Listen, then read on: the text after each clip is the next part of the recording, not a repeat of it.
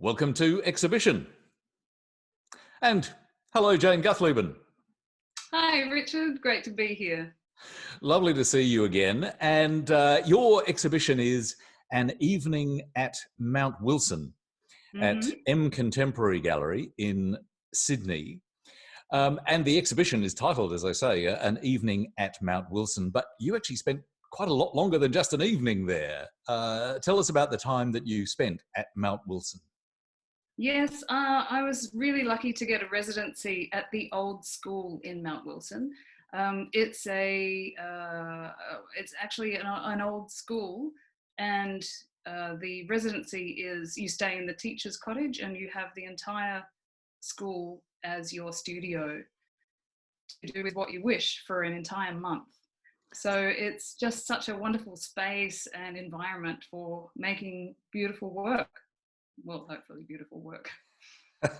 Well, of course, we can see some of that work behind you at the moment. So clearly it is beautiful work.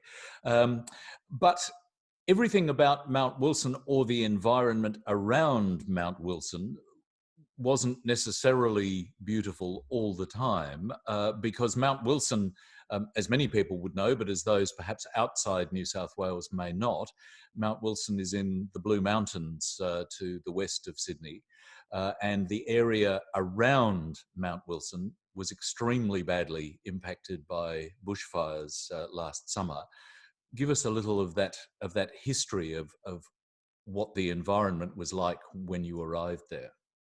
Mount Wilson itself was saved by the community of volunteer firefighters, and the whole mountaintop is still luxurious and green and beautiful as it always has been. But it's ringed by devastated bushfire.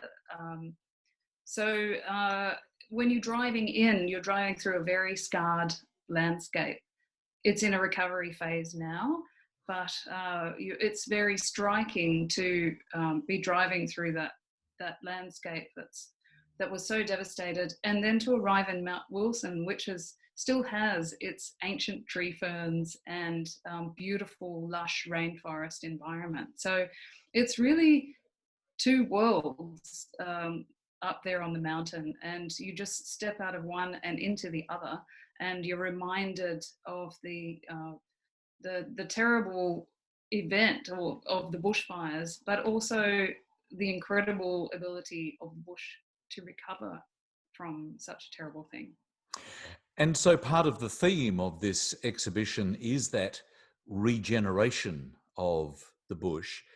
How is that manifest in the works, that theme of regeneration?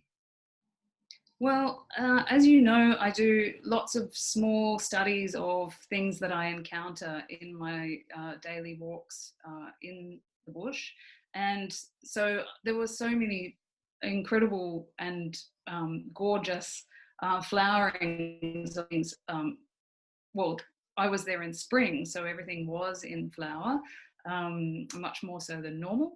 And so the small studies would be like a daily diary, visual diary of what I was seeing and encountering.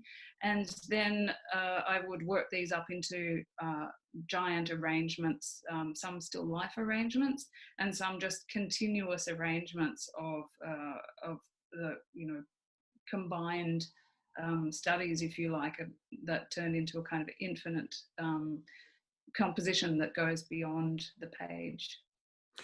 And while you were there, surrounded by this regeneration, but evidence of immediate past devastation, you obviously had an interest in the impact of the bushfire in terms of the way in which that damage was done, but also in the impact of cultural burning and the difference between the two. What did you discover?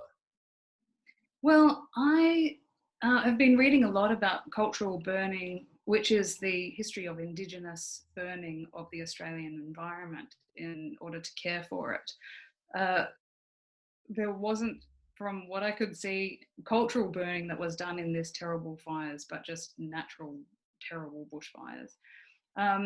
But from what I've been researching about it is the different adaptation that species have to bushfire and different types of cool fire and warm fire. So that is something I've been thinking about.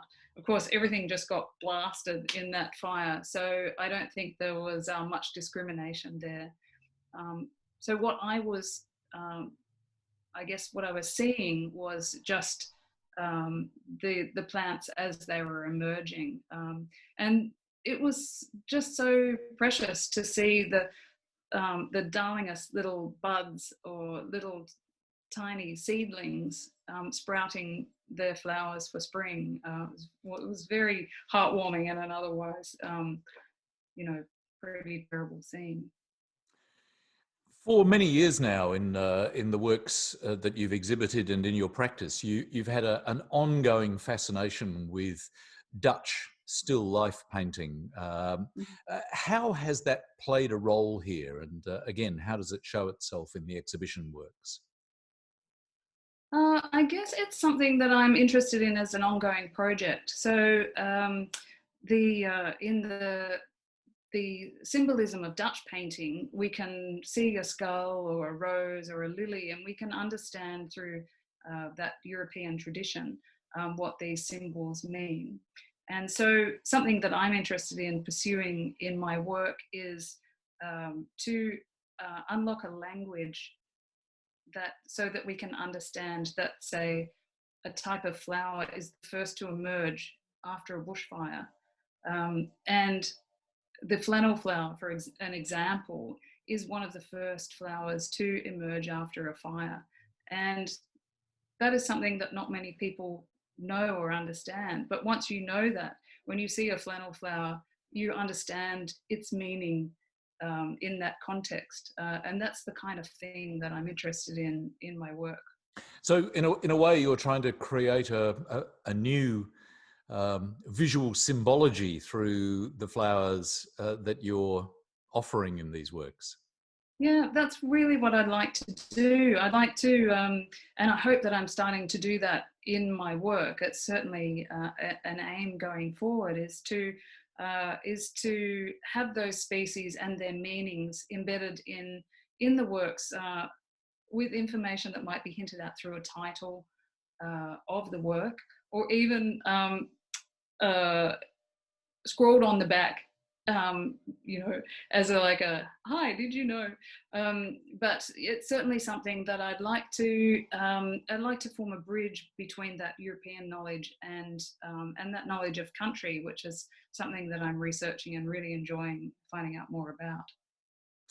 Sometimes the titles and indeed the works very much tie in clearly to the Mount Wilson experience. One of the works, and also to that Dutch still life tradition, one of the works, Mountain Posy with Cicada and Fibro Church. I'm assuming that is the Fibro Church at Mount Wilson. That's right. That's right.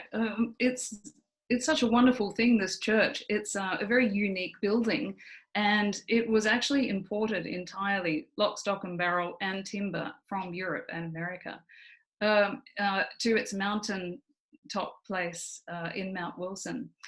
So it's a very unique building, and I just had to include it in the low landscapes of my still life paintings.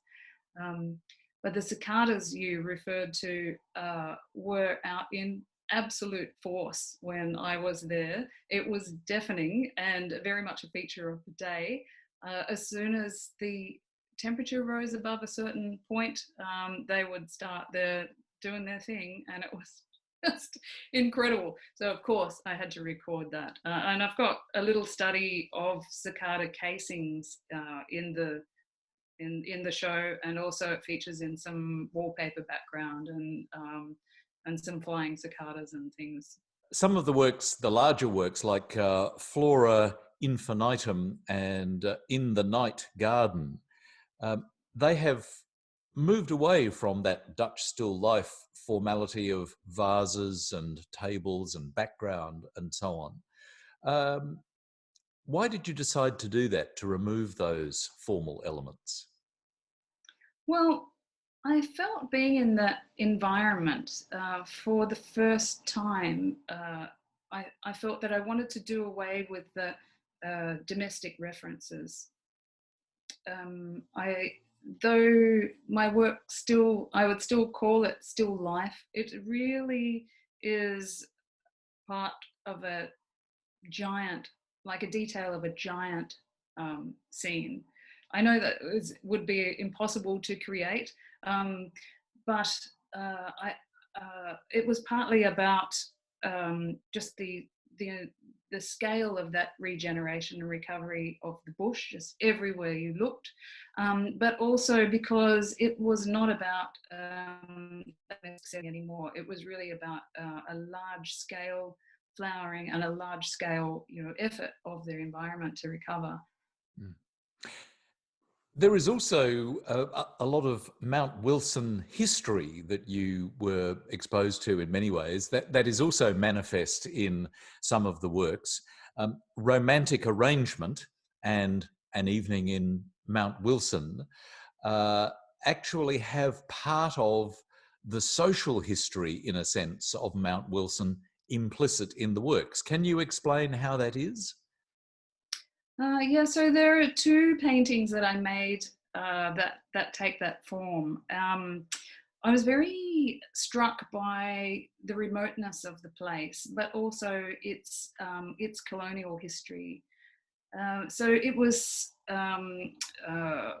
settled by some very well-heeled families, Sydney families, as their mountain retreat from the summer heat down at the coast, and in the late 19th century. So they were there. There are photographs in the Historical Society. You can see of them in their finery, their Sydney colonial finery, in this remote place, which is, they kept up this idea of respectability so far from anyone who could care. So that was very fascinating to me. But I still wanted to make the work about the flora. So they're more kind of imaginative, anthropomorphic works where it is as though the flowers have decided magically at night to conjure themselves into these magical,